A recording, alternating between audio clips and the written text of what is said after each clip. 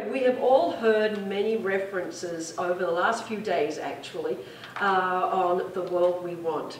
It keeps coming back, this little phrase pops up and pops up and pops up, and it was the one that actually captured us all, I believe, at Rio. We were all running around, you know, singing that in some ways. Well, Ravi Karkara is an expert advisor on children and youth and global partnerships of the UN Millennium Campaign and UN Habitat in New York.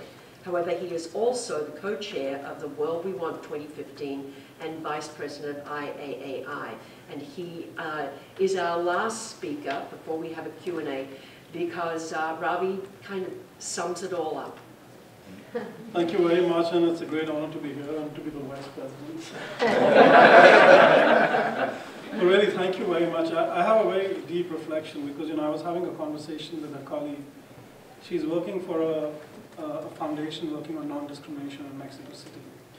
And we started talking about MDGs, and she said, you know what, I was there. I said, where? She said, the Millennium Summit at the UN in 2000. I said, so what happened? She said, after the Millennium Summit got over, nobody got in touch with me. So I want us to remember three important years, year 2000, year 2015, and year 2030. And with those 3 years, the three things which are very important to remember is the word 2000, year 2000 and accountability, year 2015 and accountability, and year 2030 and accountability. What did not happen in year 2000 was that youth never participated. They didn't know what MDGs were. I've been in many parts of the world running MDG meetings, and youth are like, what do you mean MDGs? This is like 2 years ago in Istanbul. JCI has been championing MDGs for a long time. But apart from that, where is the discussion with youth and MDGs and youth partnerships in the implementation of MDGs? So 4 years ago, when we embarked with UN Millennium Campaign on this huge challenge given to us, was that will you facilitate a process by which youth will participate in shaping up the post-2050 development agenda?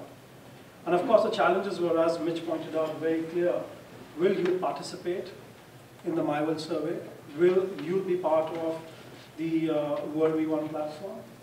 And the other challenge, as Vivian pointed out, was will youth who are really marginalized, who don't have access to smartphones and computers in favelas and villages, will that young girl from an indigenous community be part of this process? And that's why when Mitch talked about the 5 million paper ballots, most of these ballots and these votes were brought by young people. Young people participated, not just bringing selfishly their own votes, but they brought the entire constituency. They went to other youth and their peers and brought their issues. They didn't stop there.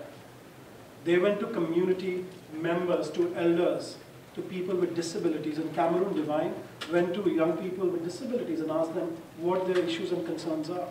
We have images of women, of an adolescent girl sitting with an 85-year-old grandmother and asking her what your priorities are. So really, the global citizens have spoken. They are speaking every day. The issue is who's listening. So we do have this very important process in front of us, and that's what, yes, the My World survey has concluded with 7 million, but the most important thing is to make sure that everybody sitting in this room retweets the My World Twitter handle, the World We Want Twitter handle, so that we can really link it to the world leaders. And do not be afraid. You should tweet to every single world leader every day. I do that. I don't give a shit. I have nothing to hide. And that's what we want, is we want to create a culture of self-accountability. The accountability with the policy strategy group is accountable to each other. What Mitch talked about, the accountability of 1,000 partners, which we have with each other in the My World survey. And accountability of us. We in the UN system, why are we seen as privileged? We are not. We're supposed to serve the global citizens. And if I now run past through all the amazing creative work which Miro was talking about, year 2030, are we going to have the same conversation and say that, oh, 15 years have passed and youth did not participate? Everything is so fuzzy, we don't know what really happened. there's still, patterns of inequalities and lack of accountabilities, even if we have the smartest technology on the planet. And of course, my dear colleague Holly, who's a champion of the My World Green Survey, making sure that the world is greener that time. So the key words I would like to conclude very quickly, Christina, if you allow me, is that we are in a very important opportunity where we have seen that youth have participated in bringing together their priorities.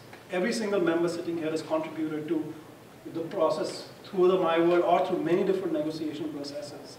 The major group of children and youth, I don't know if they're here, they've also played a very, very significant role. The second point really is that if youth are speaking, will youth be part of the amplification of the Sustainable Development Goals?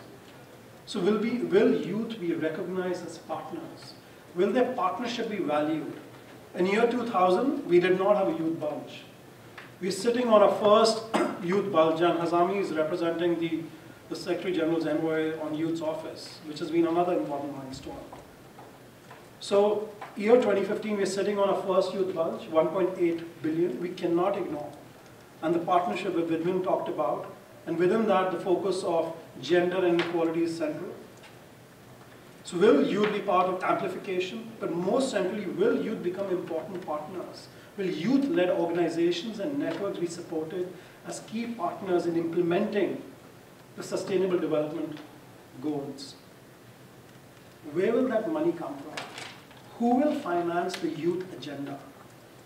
Where will be the discussion on youth aid architecture or the citizens' architecture? Why is UN Millennium Campaign still struggling to find resources, where it's really being this clear force within the UN system which has reached out to global citizens and brought their voices into this?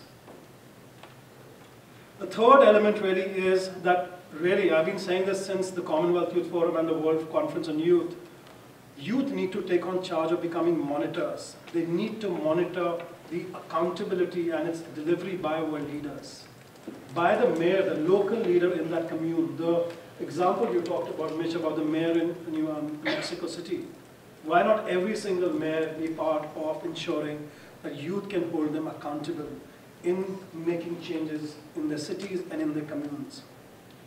And last not the least, really collectively through youth participation, youth becoming actors in creating awareness and amplifying SDGs, youth implementing and monitoring the SDG framework, really being part of that culture of accountability through the active citizen framework. Because in the heart of active citizens framework or civic engagement is not that you're doing something in your community, but you're really creating that culture of honesty and accountability so that we all can transform and progress collectively. So really, thank you very much for this fantastic session, and I think that is the ultimate aim of what we're trying to achieve. Thank you.